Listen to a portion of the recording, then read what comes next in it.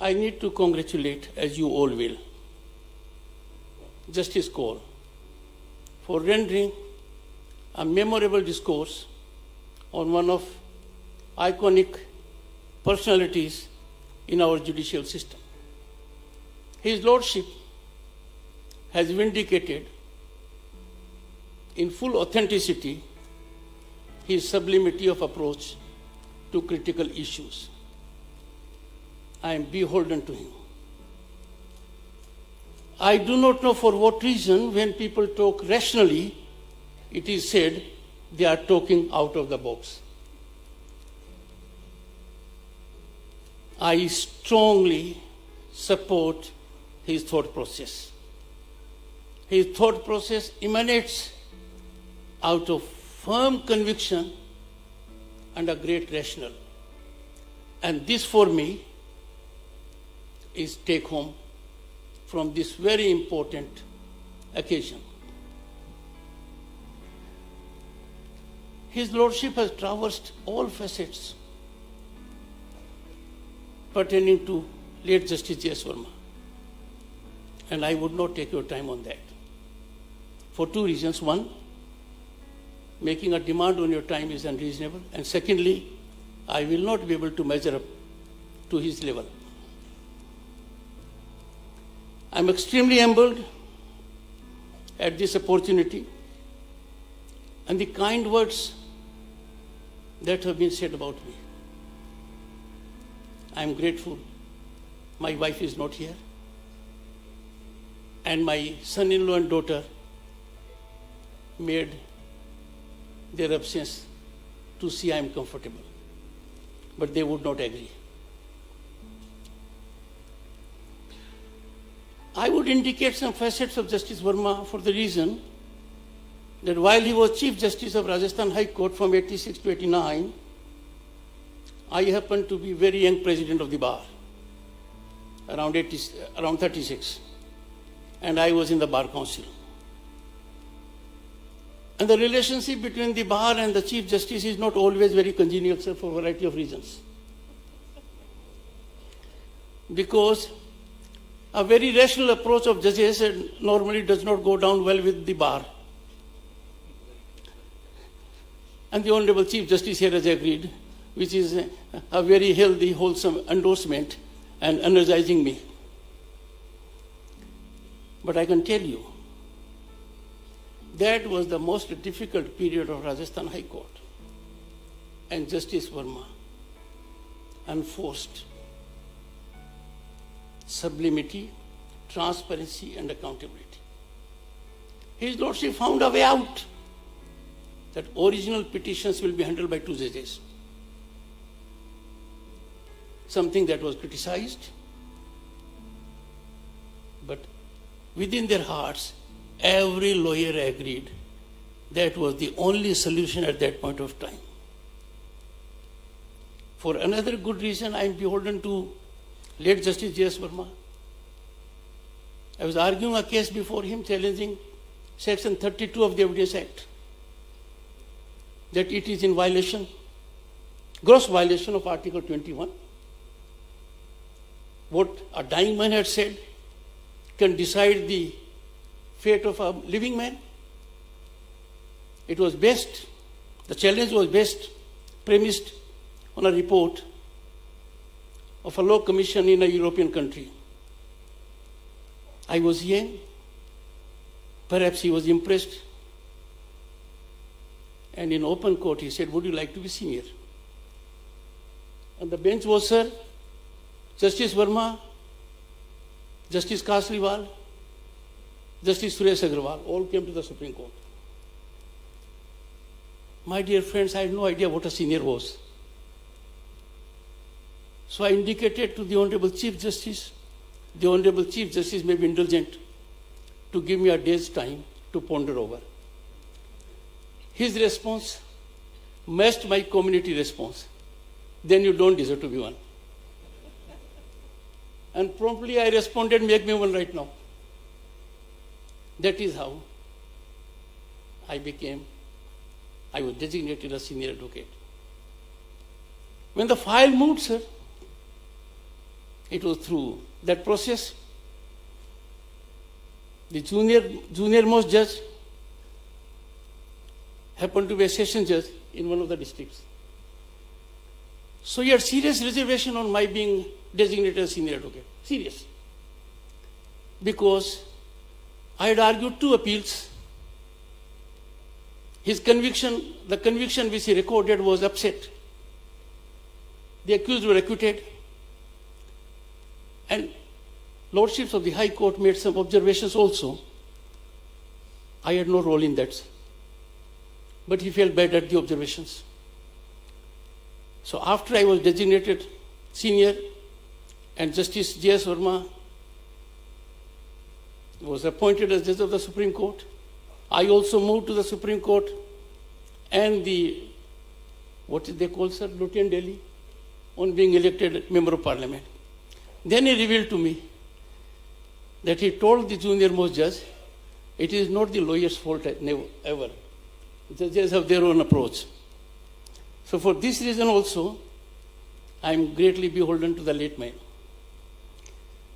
But he will be remembered ever by the country and judicial fraternity for what he has done. His judgments have impacted society in an exceptional manner and well regarded. One of the judgments on which His Lordship Justice Cole has reflected at great depth, I would not dilate much on that except saying that in Visakhapatnam, a case originating from Rajasthan, he judicially structured the mechanism for adequately providing for specific protection to women from sexual harassment in workplace. I remember that judgment for a very different reason. And that particular premise is not in much limelight. And that, according to me, is the basis on which Justice Cole has just now made a very, very momentous reflection. And that was, in the judgment Justice Verma reflected, I quote, these directions would be binding and enforceable in law until suitable legislation is enacted to occupy the field and court. Look at his wisdom, knowledge. Look at his respect for constitutional institutions. He yielded to the expedient situation, found a solution and resolution through a judicial order, but did not permit the order to graduate to an incursion in the domain of legislature that alone has competence to frame law. This is an instance of scrupulous adherence to doctrine of separation of powers, which I can say contemporaneously is under some strain. Our Shastras say, Dharmo rakshati rakshitah. The law protects us if we preserve its sanctity. I find this nectar of democracy. I find it non-compromising. There is no way out except to adhere to it. Presently, we need to revisit the situation to see that this wholesome principle is practiced by all. Adherence to constitutional prescriptions by all institutions is not optional. If democracy has to function, Constitution has to function, all institutions under the Constitution are required to keep within their bounds. Democracy can be best nurtured. It can blossom. It can impart healthy impact societally and for welfare of the people if constitutional institutions are in sync with each other. They confine their actions to the limits set by the Constitution, and to serve the larger public interest, they are in sync with each other. Sir, I would indicate any transgression by any constitutional institution, howsoever refined, howsoever subtle, howsoever non-invasive, creates a ripple that becomes, unfortunately, a tsunami.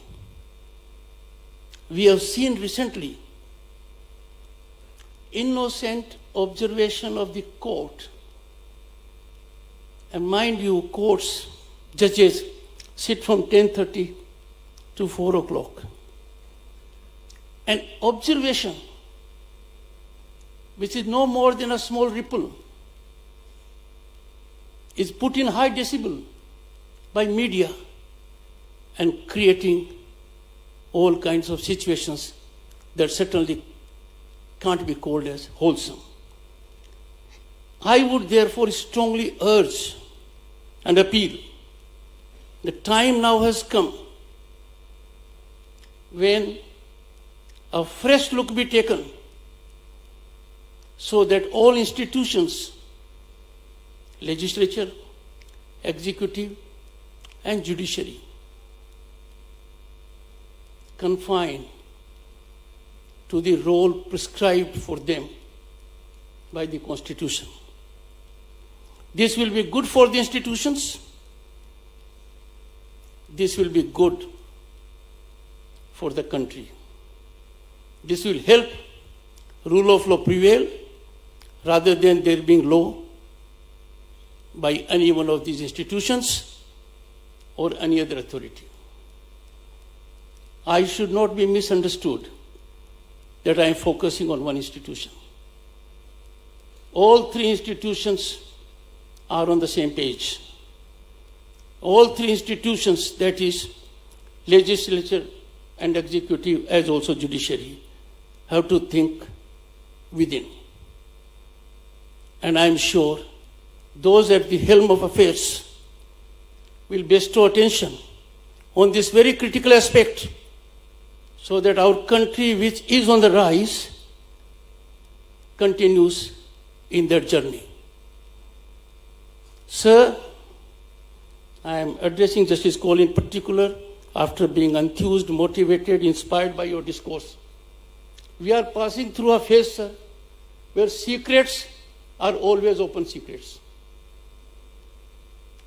A secret in the executive at any level, a secret in the judiciary at any level, a secret in another format is an open secret. And that open secret no one is prepared to discuss. That perhaps is travesty, I would say not of justice, but of our entire system. Gone are the times when things could be decided behind the curtain and nobody would ever come to know it. The very concept of declassification of documents after some decades is irrelevant today. I would therefore urge transparency and accountability are non-negotiable. It is a tough call. It will be very difficult for any one of us to assert there is adherence to the sublime, non-negotiable principled stand in higher echelons of authority and power.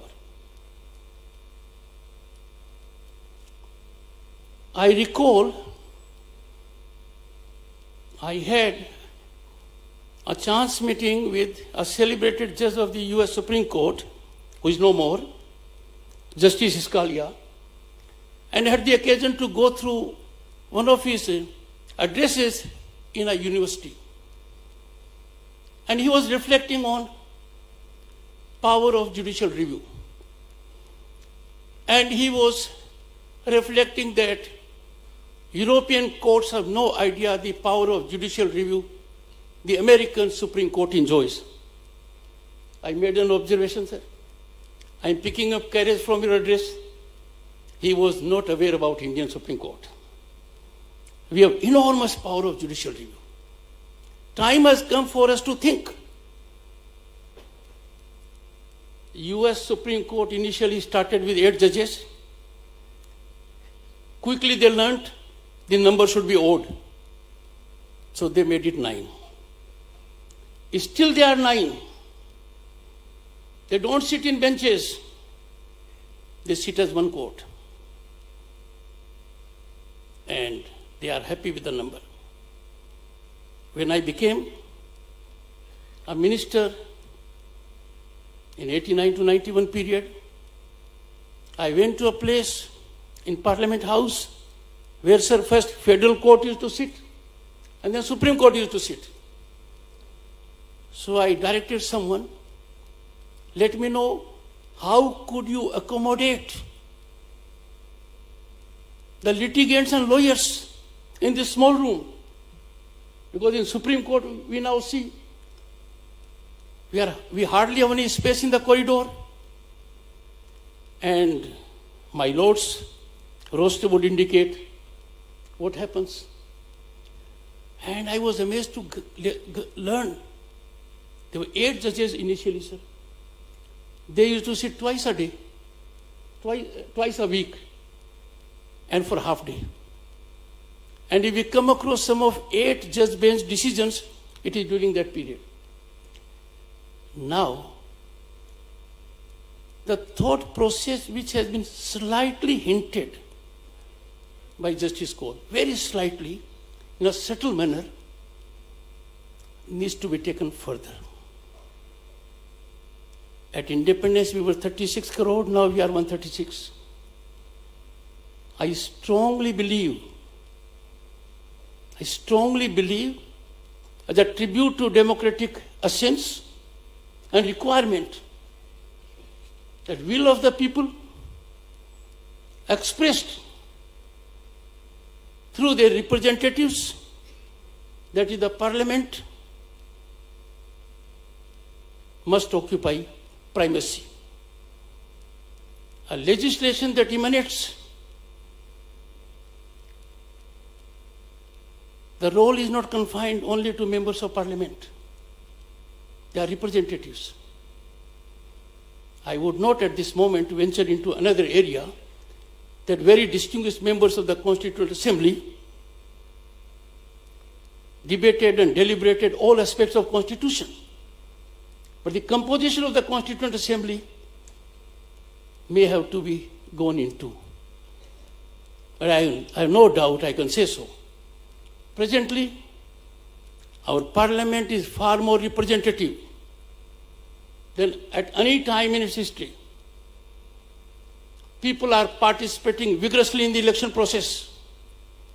Now, if the country of 136 crore people electing their representatives through a representative mechanism which is very transparent, globally acknowledged,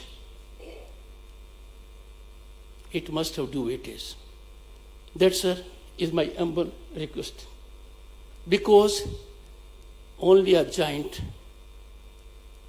can raise the issue. We have one on the dais. At a time I am reflecting because it has come in media. His Lordship has always maintained restraint in court and outside. I have never seen him worked up. I have appeared before him on a number of occasions. And even if a judgment is reversed by the higher court, the composure was as it is. Sir, there must be something in you for the great nation, Bharat, that you could not help yourself but write that letter. I hope things are affirmatively catalyzed so that we come to a situation where respect for the people at large, and there is only one mechanism to do it, and that is through their representatives. I would not have departed from my script, and I would have confined totally to a different level. But as a citizen of this country, under oath of the Constitution, and inspired by a thought process indicated a while ago, I thought it will be unfair for me, my conscience will not permit it, that I do not lend a small strength to the thought process that has emanated a while ago. Sir, there is a requirement of a stock taking, and that is required. A spinally strong, fair, independent justice system is the safest guarantee for blossoming and flourishing of democratic values. And I can indicate to the Honorable Chief Minister, for the democracy, sir, it is, but sometimes judgments can be uncomfortable. And no one knows more than you, with your huge experience and commitment to help the people at large. And therefore, what you indicated, and which has been responded very rationally by Justice Cole, if you conclude at the end of the day, you both are on the same page. And that is the strength when we think wholesomely for the nation and the country. No one should forget, none is above the law. Whatever background you may have, whatever position you may hold, the moment anyone thinks he is above the law, that is the greatest disrespect to rule of law and democratic values. People in high authority, wherever they are, need to remind themselves day in and day out that law is about them. And the only mechanism that enforces law is judiciary. So criticism that emanates for judges pains me terribly. For a simple reason, judges can't defend themselves in public domain. I was governor of West Bengal for 3 years. I've seen it myself. There has been a reflection by the former Chief Justice of India that swift action should be taken against those who take on judges, target individual judges. Action was taken, but in isolation. Members of the bar and the media have to come forward to take cudgels with everyone concerned, so that our judiciary, which evokes, I can say without, I think without fear of any contradiction, evokes instant public response. That is why a judicial commission evokes confidence, unlike a non-judicial commission. I am sure members of the bar, legal fraternity, and media in particular will become foot soldiers to defend the judges when they are targeted, and that will be their great service to the country at large. I would end by indicating that Justice Verma has laid a foundation by his work, action, judgments, and demeanor that can be role model for all young lawyers, all senior professionals, and members in the judiciary. I am grateful once again, first to the Honorable Chief Minister, because I had undertaken to him that outside my home state, state of Madhya Pradesh will be the first state I will visit. I am grateful. I am grateful to Subhraji and Vivek, so that they could catalyze it. When they walked into my office, I did not take, sir, even a second, because Shivraj ji का चेहरा मेरे सामने एकदम आ गया, और Shivraj ji soft हैं पर अंदर से बहुत सख्त हैं। ये अपनी बात भूलते नहीं हैं। मैंने वादा कर लिया और कहीं और चला जाऊंगा, ये बात वो कभी नहीं कहेंगे, पर मुझे हमेशा डर लगता रहेगा कि पता नहीं कब कह देंगे। तो ये मौका सुब्रा जी और विवेक ने आपसे छीन लिया है। I am sure Vivek will be fair to you in future.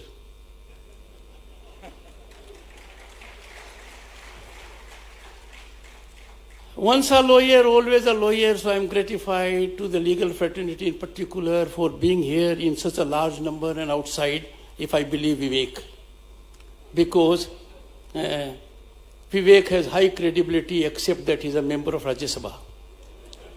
So that he along with Kartikeya and Rajiv Shukla will have to demonstrate, and I will report to the people on the dais any transgressions taking place. Thank you so much.